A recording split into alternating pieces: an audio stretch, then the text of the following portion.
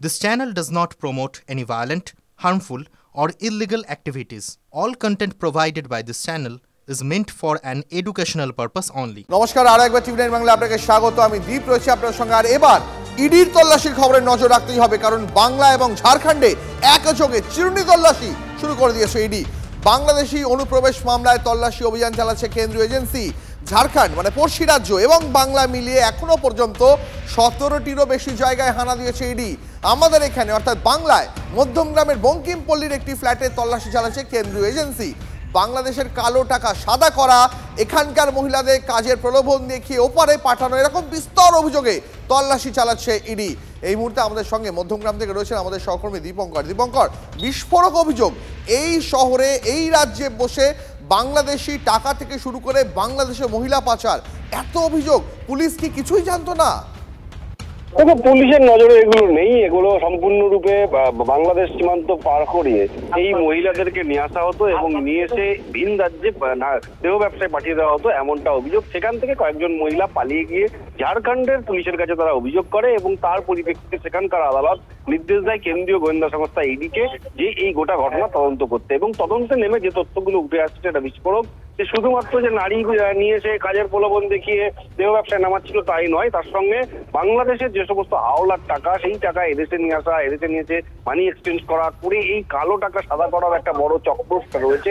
আমি তোমাকে তুমি যেটা বলছি 17 জায়গায়, সেটা হয়তো আরো দু এক জায়গায় বেড়ে যেতে পারে, কারণ আমরা নতুন করে যে তথ্যগুলো পাচ্ছি, আবরা সেখানে তদন্ত হচ্ছে একটি বাড়িতে, পেট্রাপোলের সঙ্গে ব্যবসার সঙ্গে যুক্ত, মুদ্রা ব্যবসার সঙ্গে এরকম আরো 3 জায়গায় তদন্ত হচ্ছে, বনগাঁতে তদন্ত হচ্ছে। অর্থাৎ সব মিলিয়ে জায়গা হয়তো আরো বাড়তে পারে, কিন্তু মূল উদ্দেশ্য হচ্ছে একটাই, বাংলাদেশ লিঙ্ক বা এই আন্তর্জাতিক চক্রে যা কারা কারা জড়িত আছে সেই বিষয়টাকে খুঁটিয়ে দেখা।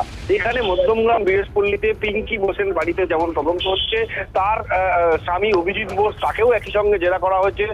সে এই বাড়িতে এসছে এবং এই বাড়িতে কেন্দ্রীয় গোয়েন্দা সংস্থা তদন্ত চালাচ্ছে। পাশাপাশি এই জেলার বিভিন্ন জায়গায়, যে কথা তোমায় বলছিলাম, যে বিভিন্ন জায়গাতে তদন্ত হচ্ছে মুদ্রা ব্যবসার সঙ্গে যারা যুক্ত, এরকম 2 জন ব্যবসায়ীর বাড়িতে, পেট্রাপোলের তাদের বাড়িতে তদন্ত চলছে। গোটা তদন্তের একটাই নথি বা একটাই উদ্দেশ্য যেটা পাওয়া যাচ্ছে, যে মহিলারা অভিযোগ করেছিল ঝাড়খণ্ড পুলিশের কাছে যে তাদেরকে কাজের প্রলোভন দেখিয়ে এদেশে নিয়ে আসা হয়েছে এবং নিয়ে এসে বিক্রি করে দেওয়া হচ্ছে বা দেহ ব্যবসায় নামানো হচ্ছে, যেটা তারা আপত্তি করে এবং সেখান থেকে কিছু মহিলা অভিযোগ করে। এই ঘটনারই কিন্তু তদন্ত করছেন কেন্দ্রীয় গোয়েন্দা সংস্থা। তার মানে এই গোটা ঘটনার শিকড় যে অনেক গভীরে, সেটা কিন্তু স্পষ্ট। আপাতত তোমাকে ধন্যবাদ। তবে মধ্যমগ্রামের পাশাপাশি ব্যারাকপুর পুরসভার ঠিকাদার রনি মণ্ডলের বাড়িতেও হানা দিয়েছে ইডি। কি করেন উনি? মিউনিসিপ্যালিটির কন্ট্রাক্টারই করে তো। কোন মিউনিসিপ্যালিটি? ব্যারাকপুর মিউনিসিপ্যালিটি। কতদিন ধরে আছে এখানে? আমার এখানে 21 সালে ভাড়া, 21 সালের ডিসেম্বর। এই ডিসেম্বরেই শেষ, মানে এগ্রিমেন্ট অনুযায়ী। পাড়ার ছেলেরা ভাড়া ঠিক করেছে, আমি এগ্রিমেন্ট অনুযায়ী আমাকে টাইমলি ভাড়া দেয়। 3 বছরের ছিল, এই তো ডিসেম্বরে শেষ। কে কে থাকতো এখানে ভাড়া? ফ্যামিলি থাকে। এত বিপুল পরিমাণ অর্থ কোত্থেকে এলো? যেটুক সূত্র মারফত জানা যাচ্ছে যে বাংলাদেশে থেকে তাদের ট্রানজ্যাকশান হয়েছে, বাংলাদেশে নারী পাচার কেসে তারা যুক্ত, অর্থাৎ নারী পাচার লেনদেনে যুক্ত ছিল রনি মণ্ডল। 16 ইডির হানা। তাহলে কি এখানে মেয়েদের অর্থাৎ নারীদের রেখে বাংলাদেশে পাচার করা হতো? তবে এই ঘটনায় এলাকায় চাঞ্চল্য ছড়িয়েছে। এত পরিমাণ বিপুল টাকা তাদের অ্যাকাউন্টে কি করে মিলল, তা সেটাই এখন ইডির কাছে তার বড় তাদের তদন্তে তাদের উঠে এসছে। ইডি সেই তদন্ত চালাচ্ছে যে বাংলাদেশের যে র্যাকেট রয়েছে যে নারী পাচারে, তাতে রনি মণ্ডল এবং তার যে ছত্রছায়া আর কারা আছে তার খোঁজই চালাচ্ছে। ব্যারাকপুর থেকে বিশ্বজিতের সঙ্গে অনন্ত চট্টোপাধ্যায়, টিভি9 বাংলা।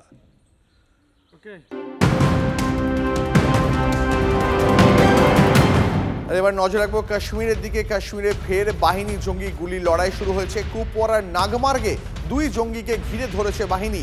1 সপ্তাহে এই নিয়ে 4 বার বাহিনী ও জঙ্গিদের মধ্যে গুলি লড়াই চলছে।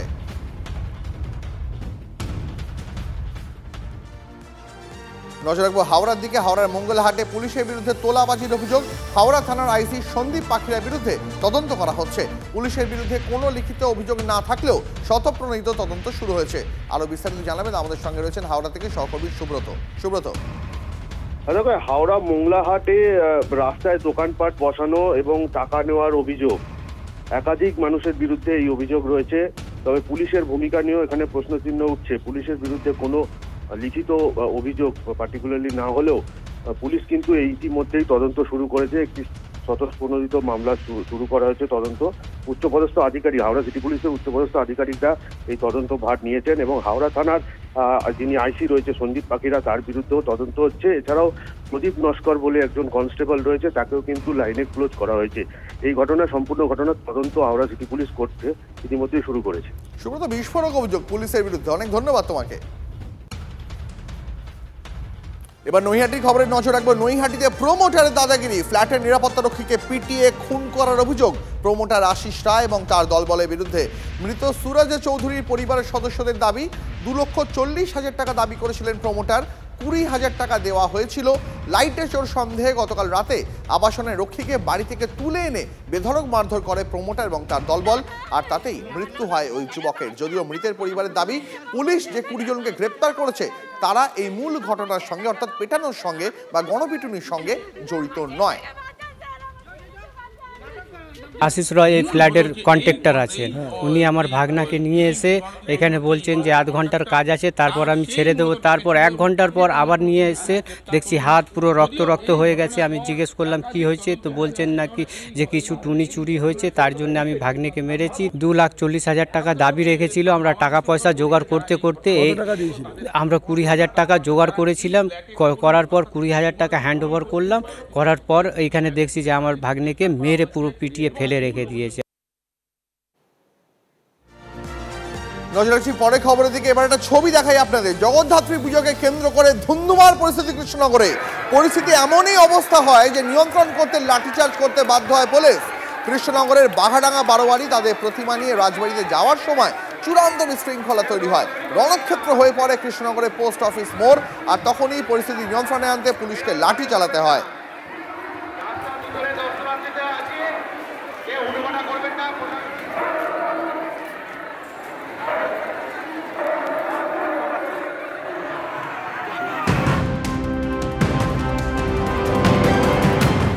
মণিপুরের খবরে নজর রাখতেই হবে। 11 জন জঙ্গির মৃত্যুর পর থমথমে মণিপুরের জিরিবাম।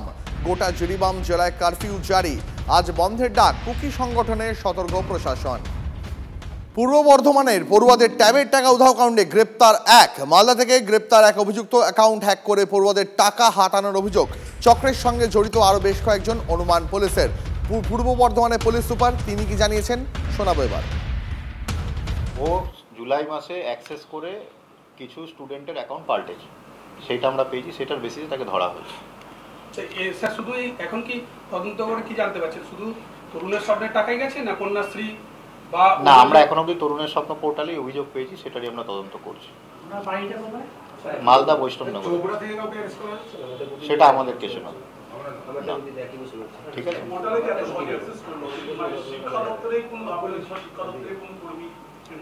আমরা শিক্ষা দপ্তরের সাথে কোঅর্ডিনেট করছি। ওনারা ওনাদের মতো ওনাদের যে ইন্টারনাল এনকোয়ারি সেটা করছেন। আমাদের কাছে কোনো অভিযোগ এলে আমরা সেটা ভেরিফাই করে দিচ্ছি। সেটা ভেরিফাই করে দিই। কিছু নাম আমাদের কাছে আসে, কিন্তু যেহেতু ইনভেস্টিগেশনটা চলছে ওগুলো আমরা রিভিউ করতে চাইছি না, এটা আমাদের ইনভেস্টিগেশন হ্যাম্পার করবে। না, ওরা আনঅথরাইজড অ্যাক্সেস করেছে। কিভাবে সেটা করেছে সেটা আমরা পুরোটা রিভিল করতে চাইছি না, যেহেতু ইনভেস্টিগেশনটা এখনো আমাদের আর্লি স্টেজে আছে। কোনো শিক্ষক শিক্ষিকা কি যুক্ত আছে বলে মনে হচ্ছে? এখন আমরা সেরকম কিছু পাইনি, আমরা রুল আউট করছি না। যারা কেউ ইনভলভ আছেন তাদের সবাইকে কিন্তু তদন্তের আওতায় আনা হবে। সেটাও ভেরিফাই করছি, এর আগে এর কোনো অ্যান্টিসিডেন্টস আছে কিনা আমরা সেটা পুরোটা ভেরিফাই করছি।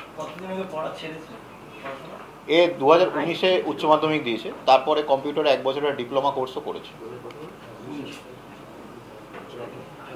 ঠিক আছে, থ্যাংক ইউ। কম্পিউটার ডিপ্লোমাটা খেলাইজেশন হয় না, ওটা একটা বেসিক কোর্স। সেটা তাহলে দেখতে হবে ডিগ্রিটা বার করে, মানে কম্পিউটার ডিপ্লোমা করেছে সেটা দেখছি, দেখছি। এই মুহূর্তে আরও একটা অত্যন্ত গুরুত্বপূর্ণ খবরে নজর রাখবো। অসুস্থ হয়ে হাসপাতালে ভর্তি বিমান বসু। বামফ্রন্ট চেয়ারম্যান হাসপাতালে ভর্তি অসুস্থ হয়ে, আপনারা জানেন ইতিমধ্যেই বিমান বসু এর আগেও একাধিকবার তার অসুস্থতার খবর পাওয়া গেছে, কিন্তু এই মুহূর্তে লেটেস্ট আপডেট, অসুস্থ হয়ে হাসপাতালে ভর্তি বিমান বসু। যে খবরে আমাদের নজর রাখতে হচ্ছে, এই মুহূর্তে অসুস্থ হয়ে হাসপাতালে ভর্তি বামফ্রন্ট চেয়ারম্যান। এই মুহূর্তে আমাদের সহকর্মী সোমা রয়েছেন আমাদের সঙ্গে। সোমা, বিমান বসু কেমন রয়েছেন? হ্যাঁ দেখো, আমরা এখনো পর্যন্ত একেবারে বামফ্রন্ট সূত্র থেকে যেটা জানতে পারছি যে বিমান বসু তিনি হাসপাতালে ভর্তি হয়েছেন, কলকাতারই একটি হাসপাতালে ভর্তি হয়েছেন এবং তার জ্বর এবং শ্বাসকষ্ট ছিল, সেই অবস্থাতেই তাকে ভর্তি করা হয়েছে। এখন চিকিৎসকেরা তাকে দেখছেন, তার জ্বর হয়েছে তার কারণটা কি, তার বিভিন্ন রকম যে পরীক্ষা নিরীক্ষা, সেই পরীক্ষা নিরীক্ষাগুলো তার চলছে। তবে কি কারণে জ্বর এবং শ্বাসকষ্ট সেটা এখন খতিয়ে দেখছেন চিকিৎসকেরা। অনেক ধন্যবাদ তোমাকে সোমা।